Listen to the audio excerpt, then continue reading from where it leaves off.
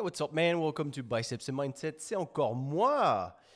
Et j'enchaîne là les épisodes en ce moment sur ce fameux Monk Mode parce que ça me fait beaucoup réfléchir par rapport à d'habitude, tout simplement. C'est que j'aime ça.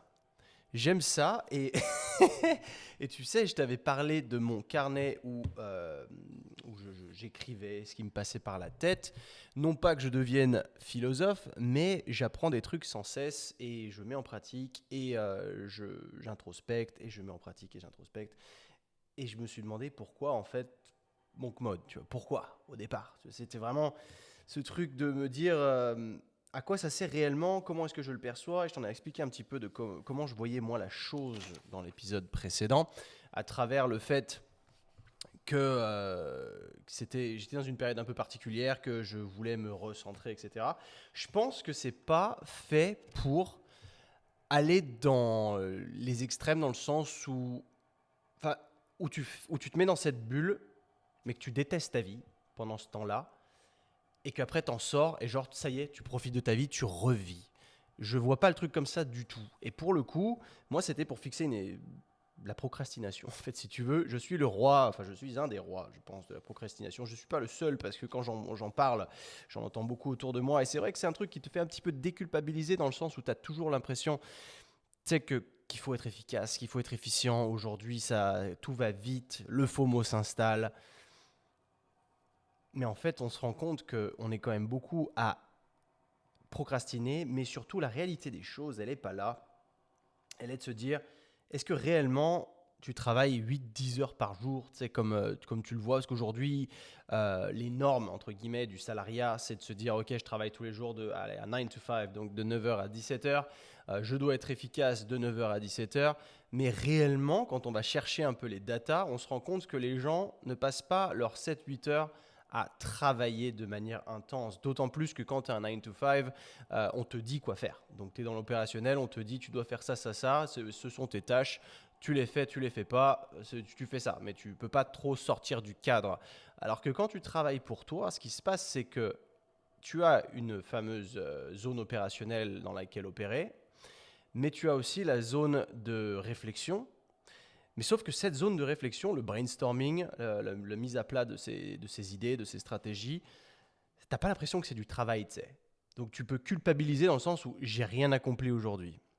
Et il y a une idée intéressante derrière ça, c'était de parler de ces projets autour. Et en fait, c'est marrant parce que c'est un truc que j'aime faire. Et je me suis rendu compte à quel point le fait de parler de ces projets autour de soi, ça nous freinait nous-mêmes dans l'accomplissement de ces projets. Parce que il y a Andrew Huberman qui en a parlé il y a pas très longtemps. Donc, si tu suis pas ce truc, si tu maîtrises bien l'anglais, je te conseille d'aller voir ce podcast parce qu'il est extrêmement intéressant. Mais il y a énormément d'épisodes et ils sont très longs, donc il faut être très sélectif dans ce que tu fais parce que tu n'auras pas le temps d'aller traverser tout ça. Et puis, il y a des zones qui sont plus profondes et qui sont moins, je dirais, captivantes et intéressantes. Mais si tu arrives à trouver, en tout cas, enfin, non pas intéressant, ça reste subjectif encore une fois, mais ça peut te lasser. C'est très contenu pro, contenu très profond. Et si tu as envie de te divertir un minimum ou quoi, ou d'appliquer des choses de manière facile, c'est chiant. Ça peut arriver. Mais le fond de ses idées sont incroyables. Il va chercher des trucs vraiment qui sont possibles à mettre en pratique, mais qui derrière peuvent vont te bousculer en fait. Ce mec est un neuroscientiste, neuroscientifique, scientifique neuro, je ne sais pas comment on dit, mais qui du coup s'est spécialisé pas mal autour des effets de la dopamine et de comment ton corps réagit. Tu sais, quand est-ce qu'il en sécrète, quand est-ce que tu as des rushs de dopamine. Et à la base, la dopamine est censée arriver quand tu as accompli quelque chose et que du coup tu as ce sentiment d'accomplissement et de célébration un peu si tu veux. Et il s'avère que lui, dans des études, il avait ressorti que le fait de se surhyper quand tu ébauches un projet et que tu commences à en parler à tout le monde, tu as la dopamine qui vient rusher et du coup tu as ce sentiment d'accomplissement alors que tu n'as rien fait. Et quand je suis tombé sur cette idée-là, c'est devenu tellement clair pour moi parce que je connais tellement de gens qui ont des millions d'idées mais qui n'ont jamais rien fait en fait parce que le fait de tellement en parler ça les a confortés dans le fait que c'était bien, que ça leur donnait un certain statut de j'ai cette idée de faire ça, les gens me disent que c'est cool, que c'est bien, et au final ils passent pas à l'action. Et ça c'est un truc de malade en fait, et je m'en suis rendu compte, et ça m'est arrivé moi aussi. Tu sais, t'ébauches des trucs, ouais, je vais faire ci, ça, ça, ça. Et en fait, je me suis rendu compte qu'au plus je m'exposais à travers ces idées-là, au plus du coup je créais du contenu en disant, regardez ce que je vais faire, vous n'êtes pas prêts. C'est tout le monde, tout le monde fait ça. Vous n'êtes pas prêts, tu sais. Ça, c'est toujours là. Et le truc qui arrive, qui va tuer le feed game. Et en fait, tout le temps, et bon, t'en as qui le font et qui le font très bien, hein, mais enfin, je veux dire, qui derrière arrivent à délivrer ce qu'ils promettent. Mais en grande majorité, ce que j'ai pu en tout cas témoigner, c'est que la plupart des idées ne voient jamais le jour et que c'est simplement le fait de tellement en parler que ça se passe pas. Et en fait, cette idée de monk mode, en fait, il est un peu là pour te permettre de travailler à fond sur une certaine idée et de ne pas, du coup, en fait, de fermer ta gueule, tout simplement. De le faire de ton côté et de te taire. Tu vois, c'est aussi simple que ça. Et ça a fait sens, du coup, pour moi. Je me suis dit, ah ouais, cette idée-là, elle est pas bête. Cette idée-là, elle n'est pas bête parce qu'elle va aller à l'encontre du coup de la procrastination, parce que la procrastination, en fait, elle existe, elle est là tout le temps. Mais tu sais, quand tu parles de ton fameux projet, t'as pas l'impression de procrastiner parce que tu en parles à tout le monde et que ça te hype, mais réellement, en fait, tu procrastines de ouf parce que tu ne fais pas avancer ce projet comme tu devrais le faire avancer. Très sincèrement, tout ce que je suis en train de te dire là, ça n'a aucune structure. Ce sont des idées balancées, ce sont des idées que j'ai notées sur papier et en fait, il y a pas de, il y a pas d'ordre. Ce qui fait que je peux revenir à un point à un autre. Ce que je suis en train de faire là, c'est un peu une mind map. Mais je te la fais à l'oral, en direct comme elle vient. Parce que le fait de mettre mes idées à plat, puis de les réciter oralement, pour moi, ça fait sens et ça fait de la structure après derrière. Et je trouve ça intéressant. Et j'espère surtout que ça va t'en apporter. Déjà, avant de passer à autre chose, d'avancer du moins sur cette philosophie, comment on appelle ça? Je sais pas, en tout cas, sur cette réflexion, sur ces. Bref. Je voulais te remercier déjà les gens qui ont. J'ai vu qu'il y avait beaucoup plus de gens qu'avant qui laissaient un commentaire à la fin de l'épisode sur Spotify. Quand ça te met avez-vous apprécié cet épisode? Enfin, qu'avez-vous pensé de cet épisode? Vous êtes vraiment de plus en plus à laisser un commentaire. Je ne peux pas y répondre. Ça, c'est pour ça, ne pensez pas que je vous ignore. C'est vraiment pas le cas. Je ne peux pas y répondre, mais je peux juste les publier. Et vous faites, franchement, vous régalez. C'est incroyable. Cet engouement là-dessus, il est très plaisant. Il est encourageant et il me montre que vous en retirez de la valeur. Et ça, c'est cool. Ça, c'est vraiment cool. Et c'était pas. Comment quelque part, c'est ce que je recherche aussi, parce que je veux avoir l'impression, c'est pas que je veux avoir l'impression d'eux, ça me conforte aussi dans l'idée de continuer à faire ça, c'est que le fait d'avoir ce genre de retour de vous, forcément, je me dis qu'il y a, voilà, vous êtes réel derrière et vous appréciez ce que je fais, et c'est cool. Merci beaucoup en tout cas pour ce point-là. Euh, je voulais rebondir aussi sur autre chose. Je vous ai parlé de Brain FM, donc tous les white noise white noise, pardon, et le deal que j'ai avec eux, donc le moins 20%. Il est vrai, sauf que ce qui est remonté, c'est que ces margoulins, ils ont augmenté leur prix et je ne savais pas en fait, parce que moi j'ai pris mon abonnement il y a déjà un petit moment et du coup je paye 50 dollars, mais maintenant c'est monté à 70. Donc avec mon code, l'avantage c'est que ça passe à 54,99, un truc du genre, donc ça fait que 50 euros par an. Donc ça reste intéressant, tu vois, mais vu que je ne savais pas, de l'épisode d'avant, je t'ai dit ouais, ça te reviendra à 40 à l'année, et en fait, il s'est avéré que c'est pas vrai. Donc désolé, et aussi pour que le code marche, il faut le mettre en minuscule. Ils sont un peu teuteux, mais visiblement, quand tu le mets en majuscule, ça ne fonctionne pas. Donc écris bien biceps en minuscule et tu verras, du coup, tu auras moins 20% sur ce truc-là. Et je t'incite à le tester, au moins à le tester parce que tu vas avoir 7 jours gratuits déjà, donc fais ça, teste, paye ou paye pas, tu vois. Enfin, moi, je vais rien gagner dessus. Mais c'est surtout pour que derrière, tu vois si ça t'apporte quelque chose en termes de going into the flow, tu vois, d'arriver à te concentrer à un autre niveau. Parce que réellement, le monk mode, il est là. Et quand je recherchais le truc, parce que je vais pas te mentir, je me suis amusé ce matin, là il est 13h46, j'espère que t'entends pas parce qu'il y a dehors, il y a du marteau-piqueur toute la journée. C'est putain de chiant. Je te jure, quand j'ai pris cet Airbnb, je savais pas qu'il y avait des travaux comme ça non-stop tous les jours. Et en ce moment, c'est le marteau-piqueur. Et c'est tout le temps. Donc j'ai des fenêtres double épaisseur, c'est cool. Mais moi, je les entends, tu vois. Donc ça va que quand je bosse, je l'entends pas parce que je mets mon casque anti-bruit et ça, c'est cool. Enfin, anti-bruit. Euh, anti-son extérieur. Je sais jamais comment on dit. Noise cancelling headphones, tu vois. Et bref. Mais je pense pas que t'entends en tout cas avec le micro. Mais c'est un truc, tu vois, qui est aussi bon à justifier, enfin pas à mettre en valeur, pardon. C'est que ça peut te faire procrastiner. Ça peut être dangereux pour ta capacité à te concentrer. Et aujourd'hui, la monnaie courante étant l'attention, au moindre truc, ton attention, elle peut dériver et se barrer d'un sujet à un autre très très rapidement, tu vois. Et ça m'est arrivé ce matin, parce que ce matin, j'étais dans ma bulle, j'étais dans mon truc, et j'ai oublié de mettre ne pas déranger sur mon téléphone. Enfin, c'est même pas que j'ai oublié, c'est que là, il faut que je le set up d'ailleurs d'une autre manière, parce qu'il y a un truc que j'avais. Enfin, je me suis pas assez renseigné sur les capacités enfin, sur les fonctionnalités du moins de l'iPhone. C'est que tu as le mode avion, le mode ne pas déranger, et en fait, tu as un mode travail sur lequel tu peux filtrer les appels. Et tu peux mettre des appels, par exemple, si mon associé Kev, il a besoin de moi, que je laisse ses messages rentrer, mais pas le reste. Et là, en l'occurrence, je reçois un appel, un truc à la con en plus, où j'étais pas en mesure de répondre, qui concernait Sync aussi, mais vu que c'était plus ma responsabilité, tu vois, ça m'a agacé. Et la personne était très chiante et me disait oui, mais j'arrive à joindre personne d'autre, machin. Et je dis mais ouais, en gros, t'es en train de défoncer mon workflow et c'est pas correct, tu vois. Je lui ai dit vous êtes en train de m'agacer, tu vois. Je suis resté quand même politiquement correct, hein, on va pas voilà. Et je dis je vous ai donné les contacts d'une autre personne. Maintenant, vous vous débrouillez. Si vous n'arrivez pas à joindre cette personne-là, vous n'avez pas à me rappeler moi sans arrêt. Et en fait, le fait de ne pas faire ça, ça peut être bidon parce que, je veux dire, ça peut être ça comme ça peut être des appels de pub. Je t'avoue que des appels de pub, étant en Espagne, malgré que j'ai mon numéro français toujours, j'en ai pas ou très peu. Donc ça, c'est cool. Ça m'arrive quand même, mais c'est vrai que c'est beaucoup plus rare. Mais si toi, t'as tout le temps des appels de merde comme ça, il faut les filtrer. Parce que c'est des appels qui sont imprévus, qui arrivent à n'importe quel moment et qui, du coup, ça peut poser problème si tu es au milieu d'une tâche importante. Et ça va te faire procrastiner mais pas intentionnellement, mais dans le sens où tu vas pas réussir ils vont te faire sortir de ton flow et pour y retourner, tu vas perdre du temps. Et ça, c'est hyper dérangeant, tu vois. Donc, fais attention à ça. Et c'est vrai que c'est un truc. C'est ça que j'aime dans ce fameux monk mode, en fait.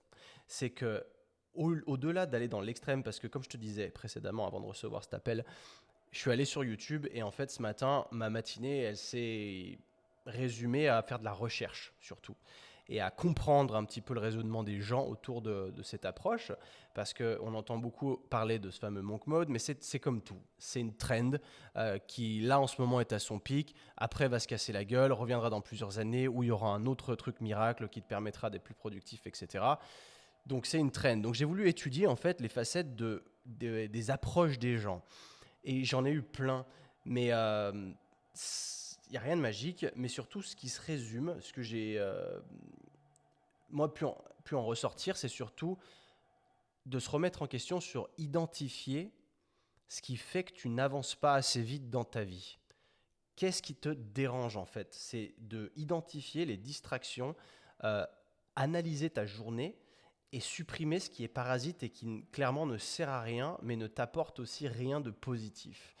Et j'ai fait une liste en fait, et je me suis dit, putain la vache, en fait, ça sert à ça. Ça sert à éliminer toutes ces distractions qui ne sont pas intéressantes et qui n'apportent pas grand-chose, mais qui sont tombées dans nos habitudes où on n'y fait même plus attention. Et le fameux monk mode, c'est plus un mindset, je dirais, qu'une pratique à proprement parler. C'est de se dire, ok, si je vais en mode... En fait, c'est comme si sur ton téléphone, tu mettais le mode work et que tu filtrais. Bah, tu cliques le mode moine dans ta tête. Et là, tu te mets à filtrer les choses. Et c'est comme ça que je vois la chose. Du coup, j'ai fait une liste. Je me suis rendu compte des choses qui me faisaient plus de mal qu'autre chose, enfin, qui influaient sur mon moral de manière négative. Et c'était dû à des spikes de dopamine aussi, mais des spikes de dopamine qui te laissaient en fait qui te laissaient sur ta faim. Tu sais, en gros, tu prends un rush de dopamine comme si tu avais accompli un truc, parce que c'est le fameux instant de gratification, donc la gratification instantanée. Mais en fait, ça t'a rien apporté Et du coup, tu sais, ça te met pas dans un mood qui est très positif parce que tu te rends compte derrière que c'était de la procrastination, mais que c'était surtout de la perte de temps. Et on reviendra à la procrastination d'ailleurs. Mais du coup, moi, j'ai vu que mon gros problème, c'était les réseaux sociaux en général, et où j'étais constamment dans un état de comparaison, où je me mettais à aller sur Instagram et à scroller. Et en fait, tu sais, tu tombes sur, où tu as des potes qui t'envoient des mèmes, tu sais, des vidéos qui sont drôles ou quoi. Et je me suis rendu compte que pour ces gens-là, c'était devenu normal et que ça faisait partie de leur passe-temps que d'aller chercher des vidéos drôles ou de tomber dessus et puis de les faire tourner à leurs potes. Et en vrai, ça, je l'ai fait aussi, hein. Ça m'arrive, je trouve une vidéo très marrante, je l'envoie. Mais depuis que je suis dans ce fameux monk mode, parce qu'aujourd'hui, c'est un peu un jour représentatif parce que c'est le 21e jour. Et je t'avais dit au départ, je pars sur 21 jours, 3 semaines. Donc on était le 1er décembre, aujourd'hui on est le 21. Donc c'est pertinent de le faire aujourd'hui. C'est juste une espèce de milestone, de voir qu'est-ce que ça a fait en fait, en si peu de temps, mais surtout en prenant en compte le fait que j'ai fait n'importe quoi sur les premiers jours, slash semaines, où ça partait dans tous les sens, mais de voir comment est-ce que je peux me recentrer derrière, et comment toi aussi tu peux te recentrer et te focaliser sur les éléments qui réellement n'apportent pas de valeur ajoutée à ta vie. Et par exemple, ces pages de mèmes, ce sont souvent des pages qui sont forcément très populaires parce que ça fait rire les gens et que le commun des mortels, ben, quand il s'ennuie, il va scroller sur les réseaux sociaux, il tombe sur une vidéo drôle, il la fait tourner et du coup, ces pages deviennent virales parce que bah, voilà, c'est ce qui marche aujourd'hui. Sauf que je me suis rendu compte que quand je regardais une vidéo drôle, à la fin de cette vidéo, je me sentais pas bien. Et je me disais, mais enfin, pas bien, tu sais, genre, encore une fois, prends pas non plus, me vois pas comme un dépressif, mais dans le sens où tu sais, qu'est-ce que je viens de regarder, tu vois, est-ce que réellement c'était une plus-value à ma vie? C'est cool de rigoler, attention, tu vois, c'est cool de se marrer une fois de temps en temps, mais j'ai trouvé que c'était une perte de temps et je me suis dit, il faut que je filtre. Et je me suis rendu compte que c'était vraiment Instagram qui pompait beaucoup de mon énergie. Quand j'ai regardé mon screen time, c'était Instagram sur lequel j'étais le plus souvent. Et sans vraiment m'en apercevoir, c'était plus sous forme de tic où tu te mets à ouvrir Instagram sans vraiment y penser, juste parce que tu vois l'icône et que tu cliques dessus machinalement. Et le fait d'en arriver là, c'est déjà pas bon. Tu vois, tu n'ouvres pas ta page de lecture, là, tu ouvres Instagram. Et tu sais qu'Instagram, ça va être pour l'effet petit cerveau où je vais pas avoir besoin de réfléchir et je vais aller là-dessus. Et en fait, quand j'ai fait une espèce d'arborescence où j'ai mis réseaux sociaux, Instagram, et tu vois, j'ai mis des flèches où où j'ai classé les choses de qu'est-ce qui va pas en fait, ou qu'est-ce qu'il faudrait que ce soit, ou qu'est-ce que c'est, plutôt qu'est-ce que c'est la réalité de tout ça derrière. Déjà, quand tu vas dessus, qu'est-ce que tu fais? Tu scrolles, tu tombes rapidement sur l'explore page, donc qui t'offre des trucs que tu as l'habitude de regarder. Donc du coup, forcément, c'est encore plus, tu as l'impression que c'est encore plus pertinent et du coup, tu perds encore plus de temps dessus. Et c'est vrai que parfois, bah, tu perds toute notion du temps. Et quand tu te réveilles de ça, tu as consommé beaucoup d'énergie mentale et beaucoup de temps. Et là, forcément, tu décroches de ça. Tu te sens fatigué, en fait. Tu sais, as passé une demi-heure sur Instagram, tu as l'impression que tu as accompli quelque chose. Et ça, c'est une énorme erreur, tu vois. Et putain, et après, il y a ces fameuses pages de mèmes. Et quand j'ai réalisé le truc, je me suis dit, mais en fait, il n'y a rien qui me plaît sur Instagram, il n'y a rien qui me stimule. Malgré le fait que j'essaye quand même de limiter mes abonnements à des gens que je connais ou à du contenu qui est enrichissant dans le sens qui t'apprend un truc, je me suis aperçu que c'était pas la bonne plateforme pour apprendre des trucs en fait. Et que tu as beau avoir des gens qui font du contenu exclusivement éducatif, c'est pas une plateforme qui appelle à rester sur le même contenu pendant longtemps. Donc du coup, quand tu vas sur ce type de contenu qui est éducatif, t'arrives pas à rester concentré dessus en fait. Parce que ça reste du long format sans être long, donc en fait c'est du court format. Quand je dis ça, c'est que par exemple, quand tu as un contenu éducatif qui dure 1 minute 30, c'est long pour la plateforme, mais ça reste un format trop court pour se concentrer dessus et réellement en tirer de la plus-value. Et c'est là où je me suis dit, putain, en fait, qu'est-ce que je fous sur cette plateforme? Parce que ça fait un moment que je poste plus sur Instagram d'ailleurs, et que d'ailleurs au global, depuis que je vais plus sur Instagram, où j'y vais très rarement, tu vois, j'y vais pour poster une story de temps en temps, ou mes stories d'entraînement quand je les fais, Ça me dérange pas de le faire. Parce que tu vois, j'ai l'impression que les stories, c'est plutôt. À la limite, moi, je vis mieux au travers des stories que du reste. Le reste me dérange. Parce qu'aujourd'hui, une tempête de réels, des reels. On voit que ça. Mais du coup, il y en a tellement. C'est tellement envahissant comme environnement que moi, ça me fout le cafard, tu vois. Et que du coup, je ne vais plus sur Instagram dans un but de consommation. Je vais regarder des stories parfois parce que c'est rapide et que j'y vais pas dans le but vraiment d'apprendre un truc, mais plutôt de limite prendre des nouvelles de gens que je connais. Ou alors, moi je suis plutôt orienté évidemment fitness, dev perso, tout ça, mais le vrai développement personnel, il se fait pas sur Instagram. Il se fait dans du format long, il se fait dans écouter des podcasts, il se fait en se renseignant, en lisant des articles, en lisant des livres. Il se fait pas en regardant un motivationnel réel de 30 secondes, tu vois. Et une fois que tu t'es aperçu de ça, tu te rends compte à quel point réellement sur Instagram, quand il va dans un but de consommation où tu es là pour scroller, ça sert à rien. C'est vraiment une moins-value à ta vie, réellement. Et les gens qui y vont uniquement dans le but de je sais pas quoi faire dans l'instant présent, donc je me mets sur Instagram et je me mets à scroller sur l'explore page et comme sur TikTok en fait, dans le même concept, c'est juste je scroll, il y a un truc marrant, ok j'envoie à mes potes, ok je continue à scroller, je continue à scroller. Et en fait c'est une calamité. Et en faisant ça, en envoyant ces fameux réels à tes potes, tu participes à ce fléau en fait, à l'envoyer à tes collègues, donc en fait tu leur donnes un petit peu de ta maladie. Tu n'arrives pas à te concentrer, tu perds beaucoup de temps sur Instagram, et ben quelque part tu tires les gens vers le bas avec toi.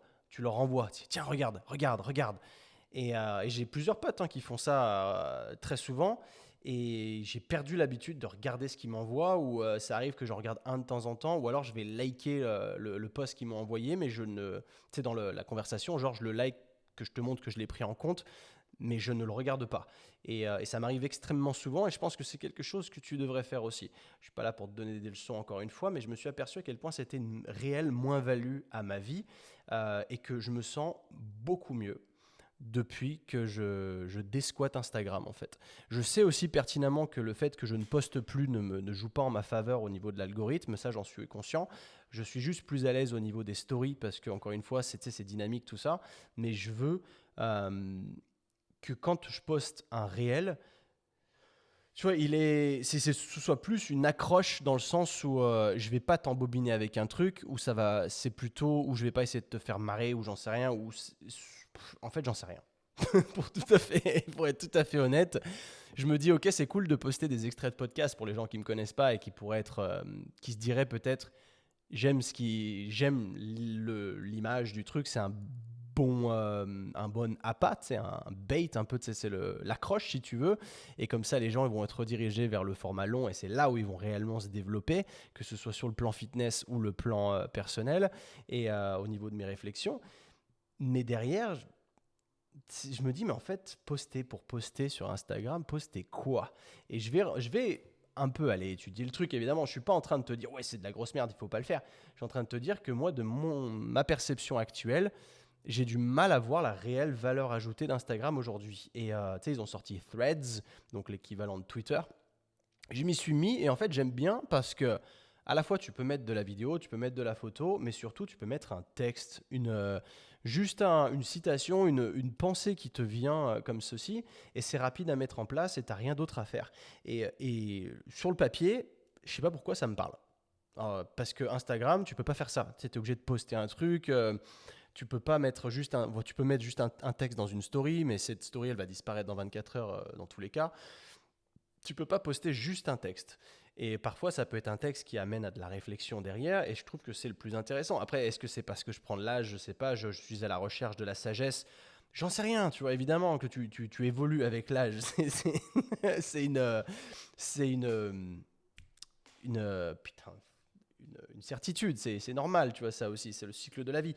Mais je me suis rendu compte à quel point, comme je te disais, je me sens mieux depuis que je vais plus sur Instagram. Et j'y vais de manière, maintenant, au début, c'est comme je te disais, quand j'ai commencé ça, j'avais bloqué Instagram à 30 minutes par jour. Aujourd'hui, je ne fais plus ça. Mais c'est juste que je ne ressens plus le besoin d'aller squatter cette plateforme autant qu'avant. Et c'est très bien comme ça. Et en fait, j'utilise aujourd'hui un tool qui s'appelle Repurpose. Donc, le but étant,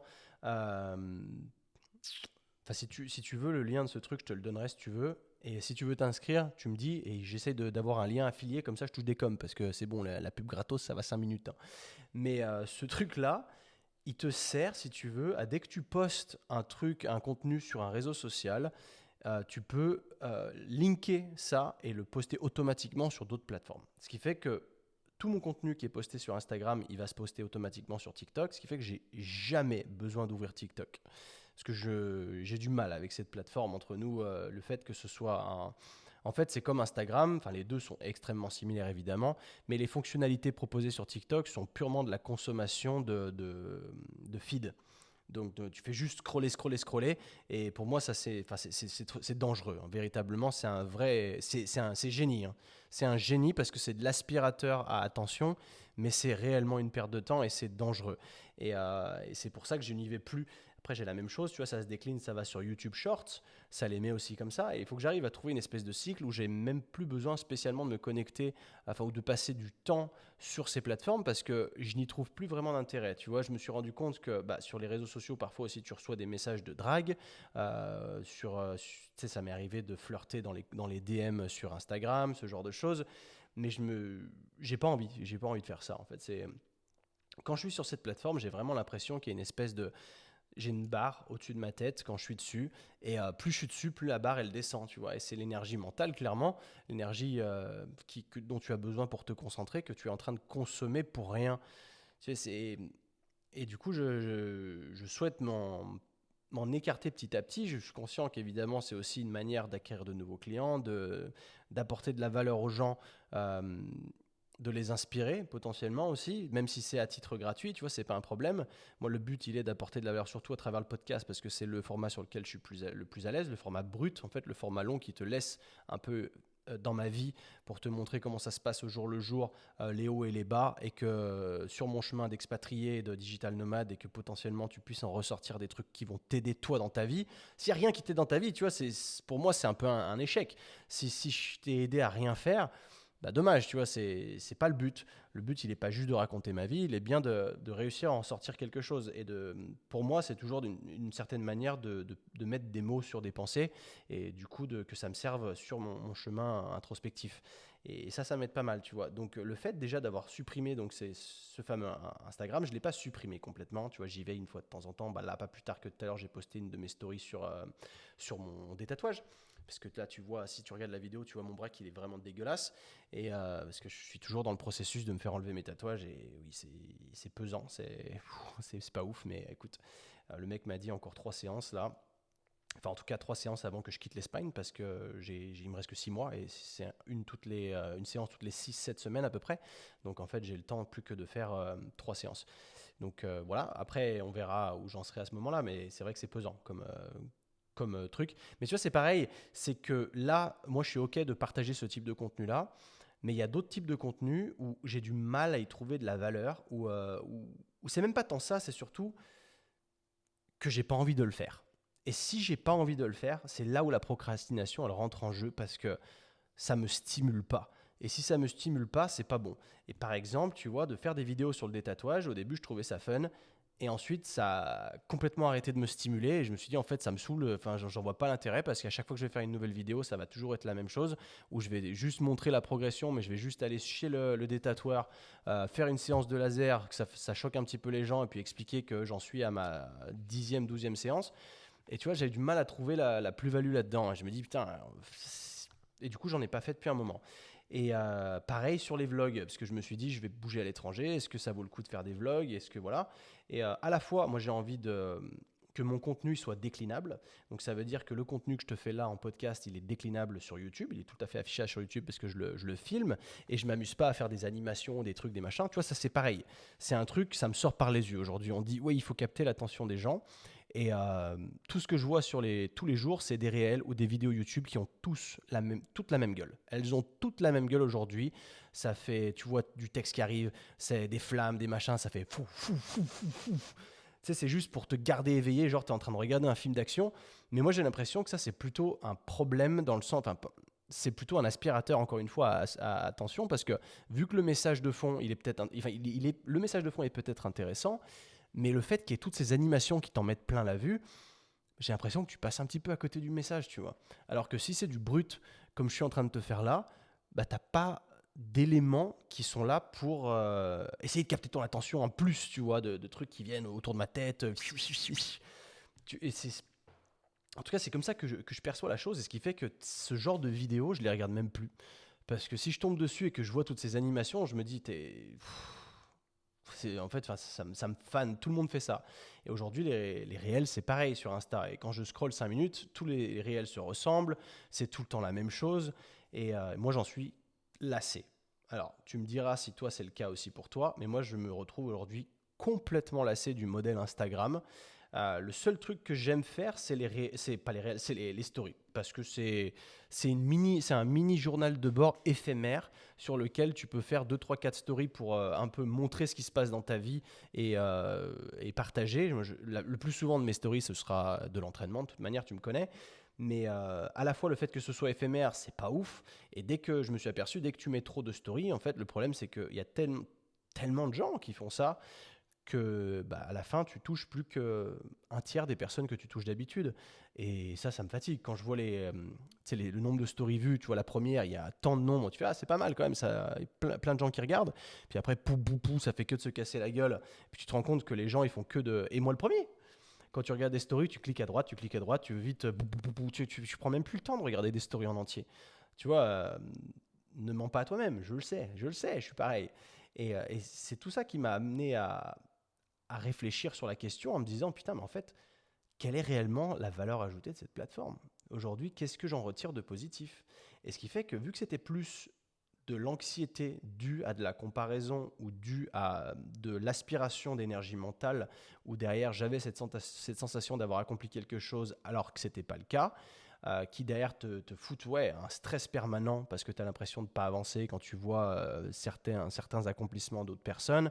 Euh, Tu vois, ce qui est ouf, c'est que tout à l'heure, ça m'est arrivé. Donc, YouTube, j'y vais uniquement dans un but éducatif. J'y vais pas pour me divertir. Pour me divertir, il y a tellement de choses pour se divertir aujourd'hui que si tu as encore besoin de YouTube pour se divertir, voilà. Le seul truc que je regarde de YouTube en ce moment, c'est quand je mange. Je mets une vidéo et c'est tout le temps la même chose. C'est un highlight d'un match NFL en fait. C'est que en ce moment, il y a la NFL. Tous les matchs sont aux alentours du dimanche, lundi.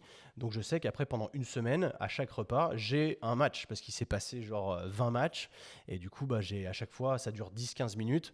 Et du coup, j'ai le highlight et ça me plaît. Et puis c'est cool. Et c'est tout ce que je regarde en termes de divertissement, si tu veux. Après, le reste, il est dans un but éducatif.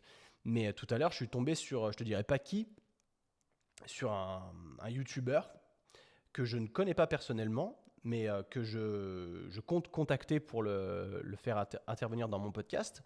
Et je suis tombé sur sa chaîne.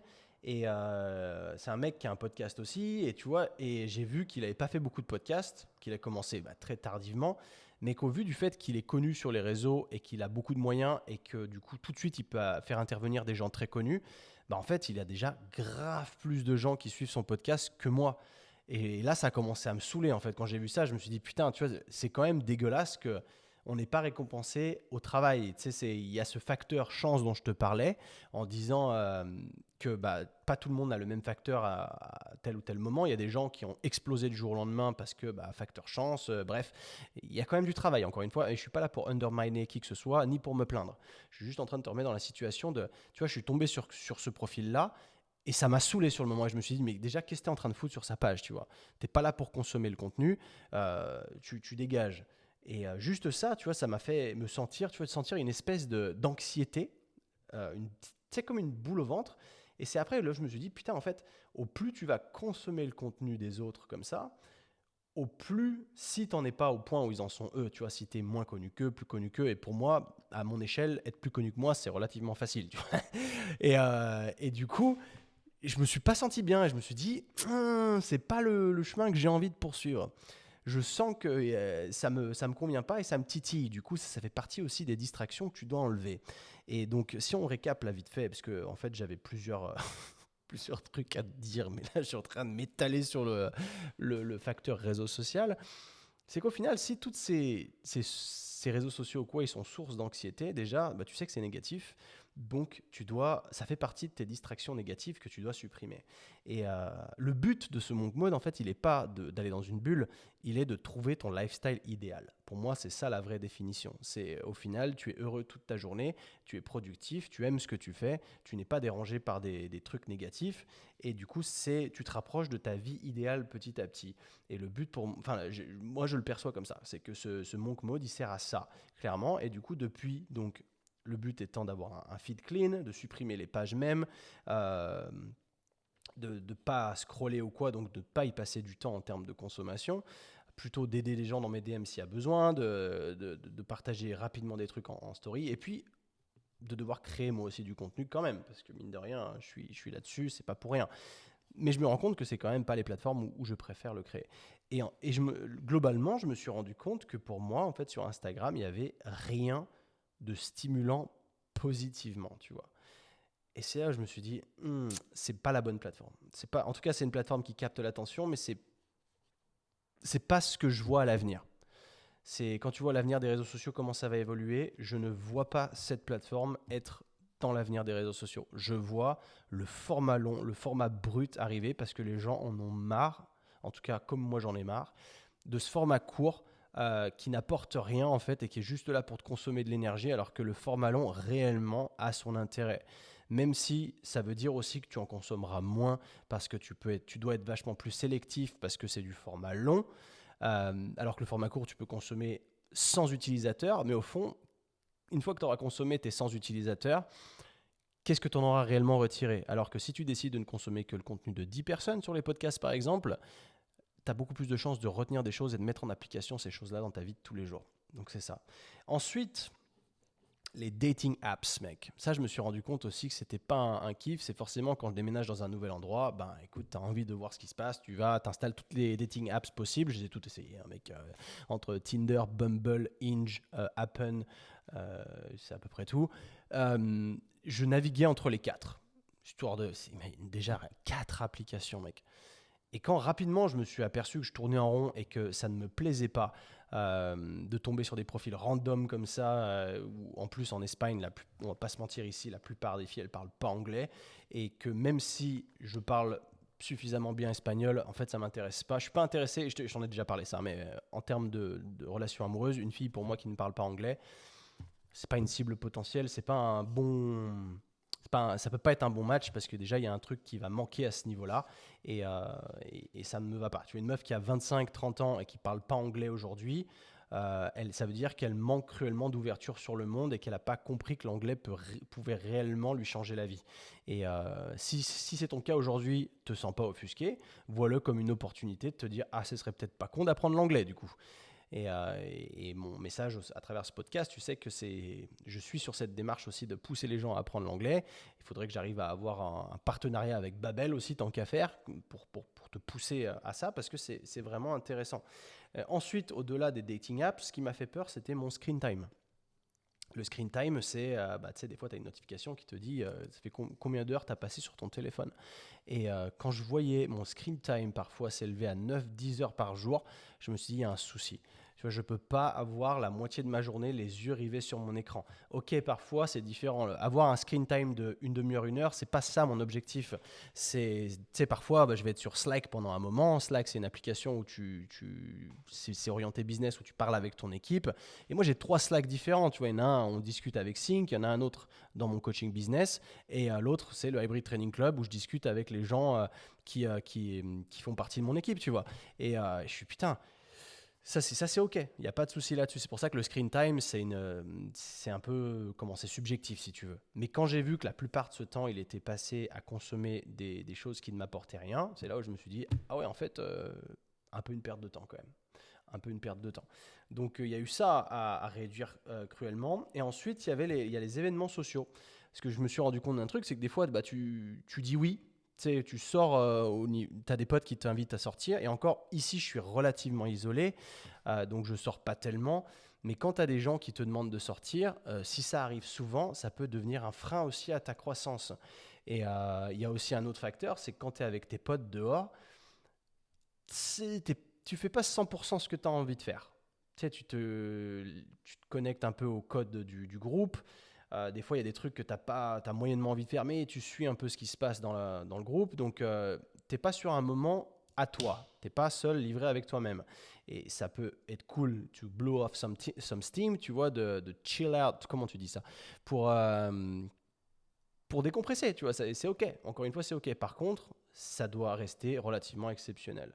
C'est que si tu te mets à faire des événements sociaux comme ça tout le temps, ça va entraver ta croissance. C'est une évidence. Après, évidemment, si c'est lié à ton travail, c'est différent. Mais réfléchis aussi quand même là-dessus si ça entrave pas ta progression. Et en dernier, j'ai mis Netflix. Netflix, je vais pas faire le mec extrémiste à dire je vais cutter mon abonnement Netflix. Parce que moi, Netflix, ça me sert à poser le cerveau le soir. Réellement, ça me sert à ça et j'adore. Et pour moi, je l'ai mis là, mais il est controversé dans le sens où je trouve que mon Netflix, pour ce que j'en fais moi, c'est une plus-value à ma vie parce que ça me permet vraiment de décompresser quand j'en ai envie le soir tout seul, tranquille devant une série ou quoi, je pose le cerveau. Et il y a des gens qui sont anti-séries, qui vont te dire que c'est des pertes de temps ou quoi. Et c'est encore une fois, c'est OK, tu vois, tout est subjectif là-dedans. C'est de trouver ton équilibre à toi et encore une fois, comme je te disais, de te rapprocher de ta journée idéale. De te dire que, OK, ça fait partie des distractions, mais c'est même pas spécialement. C'est une distraction si tu le regardes le matin, si tu regardes entre midi et deux, si tu regardes en début d'après-midi. Pour moi, c'est plus une distraction à partir du moment où de toute manière, j'ai plus assez de jus de cerveau pour être efficace. Donc autant juste chill out, tu vois, passer 2 heures de temps devant une série sur mon canapé, après je vais me coucher et puis c'est réglé. Mais Netflix, c'est à partir de 21 heures, tu vois, c'est tout. Et voilà, that's it. Allez, 20 heures, ça dépend des jours en vrai, mais on s'en fout. Mais c'est pour ça que ça ne fait pas partie réellement d'une distraction. Mais là-dessus, une fois que tu auras éliminé toutes tes sources de distraction comme ça négatives, et c'est là où tu te poses la question de est-ce que tu es vraiment procrastinateur au final? Parce qu'une fois que tout ça, c'est out of the way, tu vois, y a plus rien. Qu'est-ce qui fait que tu procrastines encore si tu procrastines? Comment tu définis procrastiner? Parce qu'il y a des choses, quand je te disais, si ça ne me stimule pas, c'est difficile de passer à l'action dessus. En effet, par exemple, quand tu es salarié et que tu es dans l'opérationnel tout le temps, bah, on te dit quoi faire, donc tu le fais. Quand tu es entrepreneur, il y a des choses qui sont évidemment des no-brainers quand tu les as identifiées comme étant des facteurs de croissance que tu dois faire. Tu le fais, mais il y a des choses qui ne me stimulent plus trop. Par exemple, tu vois, j'avais parlé de potentiellement faire des vlogs. Alors j'en ai fait un, je l'ai tourné, il est presque complètement fini. Mais tu vois, c'est une vidéo, elle fait 8-9 minutes. Et je l'ai regardé, je me suis dit, voilà quoi. Et je me suis dit, est-ce qu'il y a réellement une plus-value là-dedans? Est-ce que ça vaut le coup de poster ça? Je sais pas. Et je l'ai toujours pas fait. Et mec, on est le 21 décembre. Je crois que je l'ai tourné quelque chose comme le 20 novembre. Donc ça fait déjà un mois. Et je me dis, est-ce que c'est vraiment la voie que j'ai envie d'emprunter? Donc là-dessus, je procrastine, oui, ok. Mais est-ce que c'est vraiment ce que j'ai envie de faire aussi? Et le top du top, évidemment, c'est de trouver ce qu'on a envie de faire au jour le jour pour ne pas procrastiner. Parce que si tu aimes ce que tu fais, tu as tout gagné. Et encore une fois, le monk mode, pour moi, c'est ce but-là. C'est de se rapprocher de cette vie qui te stimule le plus, mais qui te stimule de manière positive, pas qui gâche ton énergie mentale, qui fait que tu fais ces choses-là. En fait, tu deviens cette personne. Encore une fois, c'est l'identity shift. J'en ai beaucoup parlé, mais c'est tellement important, mec. Et c'est l'avantage de faire ces périodes introspectives. Réellement, mec, le monk mode, c'est une introspection poussée. Tu fais ça, tu élimines tout ce que tu détermines étant parasite, tu laisses ce qui te convient, pas dans l'extrême, parce que si tu fais ça dans l'extrême, encore une fois, c'est comme tout. C'est que quand tu fais une diète, quand tu fais une sèche ou quoi, si tu vas dans l'extrême, ça marchera pas. Tu sais que tu vas péter un plomb et que ça va pas durer longtemps. Mais si tu le fais de manière intelligente et que tu rajoutes, tu suis cette loi des 80-20 et que tu te fais kiffer quand même un petit peu dans ta bouffe, qu'au final, bah, ça se tient long terme, et pourtant, tu es sur les bonnes rails, bah, pour moi, le monk mode, il est comme ça. Il y a des gens qui voient l'approche extrêmement extrémiste. Euh, et ben moi, c'est pas du tout ça. Je trouve que le fait de se rapprocher de sa journée idéale, au contraire, il est hyper intéressant, ce concept-là, parce qu'au final, pourrait dire que tu es dans une espèce de monk mode constant sans réellement l'être, tu vois. Et si évidemment tu as un facteur dans ta vie qui fait que tu as un projet avec une deadline extrêmement particulière, tu n'as pas le choix que de te mettre dans une bulle parce que bah, t'as rien foutu tout le temps et que tu as un mémoire à rendre ou tu as un projet à rendre last minute, on connaît, toi tu fais partie, est-ce que tu fais partie de cette team comme moi qui faisait les devoirs la veille, la dernière minute, tu vois, quand on te l'a donné il y a une semaine mais que tu le fais la veille quand même? Bah oui, moi je fais partie de ces gens-là. Et en fait, c'est ça, c'est ça, c'est ça. Qu'est-ce que j'avais écrit là-dessus aussi? Ça, j'en ai parlé. Mec, il y a tellement de choses à dire en vrai, je te jure, il y a vraiment de choses. Il y a vraiment trop de choses à dire. Je ferai un autre épisode. On est déjà à 45 minutes, gros. Ça part tout seul. C'est n'importe quoi, ces conneries. C'est ouf. C'est ouf. Mais en fait, cette introspection, ce que j'aime là-dedans, c'est que c'est une période de changement. Ça veut dire que quand tu décides d'entamer ce processus, à la fin, tu en sortiras une personne différente. Parce que c'est une période d'énormes remises en question sur lesquelles tu gardes l'esprit ouvert et qu'à la fin, ça te permet de devenir quelqu'un de différent. Et moi, tu vois, dans l'espace de 3 semaines, j'ai complètement changé sur ces facteurs-là. En tout cas, je suis beaucoup plus calme, beaucoup moins stressé, beaucoup moins anxieux. J'ai plus ce sentiment de solitude que j'avais. Et ça, le fait d'avoir en partie quitté Instagram, ça y a contribué. Évidemment, il n'y a pas eu que ça, mais ça a été toute l'addition de toutes ces choses que j'ai mis en place qui ont fait qu'aujourd'hui, je me sens mieux dans ma tête qu'il y a seulement 3 semaines et je me sens aussi plus efficace sur mon travail et plus driven dans le sens où je vois plus clair mes objectifs. Il y a plein de choses comme ça. Tu vois, une fois que tu as vraiment trouvé le drive, surtout et que tu arrives à faire sens d'une mission qui te tient à cœur, tu vois, par exemple, te poser une vraie deadline en fait. Et quand j'ai commencé le développement de l'application du Hybrid Training Club, au début c'était un peu chill. C'était un pote à mon frère qui m'aidait. Et le mec, il est en train de faire ses études encore, donc il n'est pas hyper fort, tu vois, il a les bonnes bases, mais il n'a pas non plus l'expérience d'un développeur expérimenté. Et au début, il n'y avait pas tellement de deadline, c'était ok. Je lui disais, tu penses qu'on peut faire ça? Tu vois, c'était le mois de octobre l'année dernière. Je lui dis, est-ce que tu penses qu'on peut la sortir aux alentours d'avril? Lui, il me fait, ouais. Mais tu vois, même lui, il savait pas en fait. Et en fait, le temps, il a passé, le temps, il a passé. Après, j'ai dit, est-ce que tu penses qu'on peut le sortir aux alentours de septembre 2023, tu vois? Ouais, ouais. Et en fait, pas du tout. Et après, je me suis dit, mais en fait, je fais n'importe quoi. Et je suis pas assez driven par ce projet-là. J'en ai tellement parlé autour de moi que du coup, j'ai procrastiné dessus parce que j'en ai tellement parlé que pour moi, le projet était carrément une process et que ça se passait bien. Mais en fait, quand j'ai remis les choses en question, je me suis dit, non, en fait, t'as pas du tout assez fait d'opérationnel, t'as pas assez bien bossé. Donc, du coup, ce que j'ai fait, c'est que j'ai recruté une équipe complète de développeurs en Ukraine qui sont extrêmement compétents, qui coûtent aussi 3 fois moins cher qu'en France, on va pas se mentir, mais qui sont plus joignables qu'une équipe française ils sont incroyables. Je leur envoie un message le dimanche, ils me répondent, tu vois, ils sont passionnés par ce qu'ils font et ils sont hyper compétents. Et tu vas voir, quand ça va sortir, mais c'est vraiment un gros level. Et moi, je suis hyper content. Et du coup, bah, vu que je me suis foutu la pression comme ça, eh ben, ça avance vachement plus vite. Et ça avance aussi plus vite depuis que je me suis mis dans cette période introspective de monk mode, tu vois. Et pour moi, c'est ça. Globalement, c'est ça. Tu vois, si on en revient, on fait le récapitulé. C'est ça. C'est une introspection poussée qui va faire que tu vas avoir un déclic et que tu vas changer plus vite. Tu vas te développer plus rapidement. Quand je dis développer, c'est genre développement personnel. Tu as vu, c'est de devenir une meilleure personne ou de se rapprocher de tes objectifs plus rapidement. Au lieu de te laisser transporter. Parce que, on va pas se leurrer, se laisser transporter, c'est ce que beaucoup d'entre nous font au jour le jour. On est dans le bateau de la vie, mais on se laisse transporter, tu vois. Tous les jours, on a un peu notre routine, on va bosser tranquille, le soir métro, dodo, blabla, on refait ça, on est dans la rat race.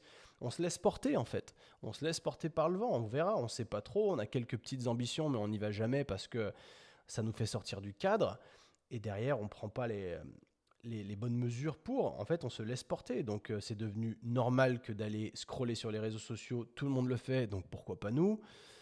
Et en fait, non, c'est pas normal de scroller sur les réseaux sociaux, mon pote. C'est une calamité. Et j'étais le premier avant à envoyer des mèmes à mes potes et tout. On a, tu vois, avec Marius et Louis, on a un groupe où on s'envoie des trucs. Et maintenant, je suis un bâtard, mais je regarde même plus ce que les gars envoient. J'envoie, je mets un cœur dessus, tu vois, je double-clique, mais je ne regarde plus. Et je me rends compte que c'est plus poison qu'autre chose. Voilà, donc c'est un peu tout ce que je voulais te dire aujourd'hui. Peut-être que je referai un épisode demain avec d'autres points que j'ai encore pas abordés, parce que je trouve que c'est un domaine en fait extrêmement intéressant. Au départ, je m'étais dit je vais faire une vidéo sur le monk mode pour dire ce que j'ai fait et comment ça s'est passé, mais en fait, je me rends compte que le processus il est tellement bien quand plus tu es dedans, plus tu réfléchis à pourquoi tu le fais et qu'il n'y a pas il y a pas une seule vérité, il n'y a pas un seul modèle.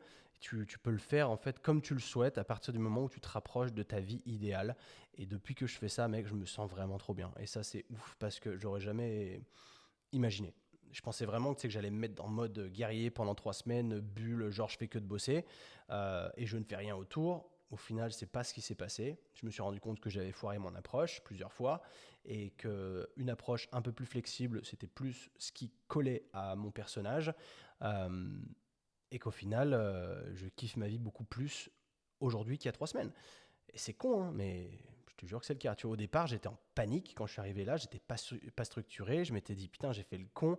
J'ai repris le foot américain, mais au final, ça me demande trop de compromis parce qu'il y a un playbook hyper compliqué à apprendre. Mec, ça, par contre, si tu fais du foot US, je te jure qu'ici, on a un playbook de université américaine division 1.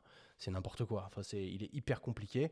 Mais bref, tu vois, et du coup, ça a commencé à me faire flipper. Je me suis dit, mais j'ai tellement de taf et j'ai ça à côté fait chier, tu vois. Est-ce que c'était une bonne idée que de reprendre le foot? J'ai fait une connerie. Et au final, aujourd'hui, je me suis détaché de cette idée-là. Je la prends un petit peu pas quand j'en ai envie, mais tu vois, je suis un peu structuré là-dessus et comme ça, au moins, je sais ce que j'ai à faire. C'est important parce qu'un joueur de foot américain qui ne connaît pas le playbook, quand tu es sur le terrain, tu ne sers à rien. Donc, si tu ne connais pas le playbook, tu ne joues pas. C'est aussi simple que ça. Mais du coup, je me suis détaché de ça, je me suis déstressé de tout ça. Et en fait, tu arrives à caler ces choses-là. Ça fait partie de ta vie et c'est OK, tu vois. Et en fait, il y a tellement de bénéfices.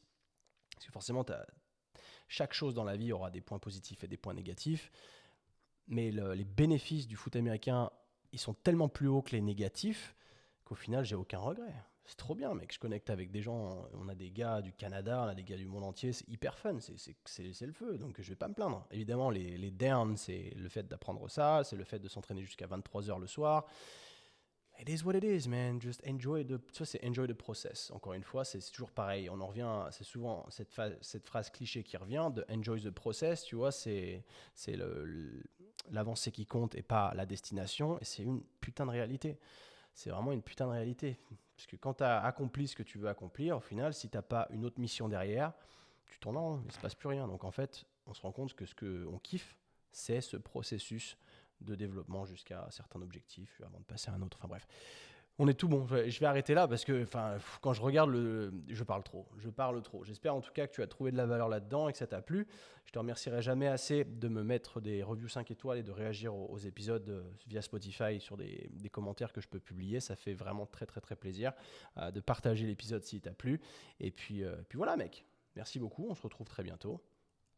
Allez, peace.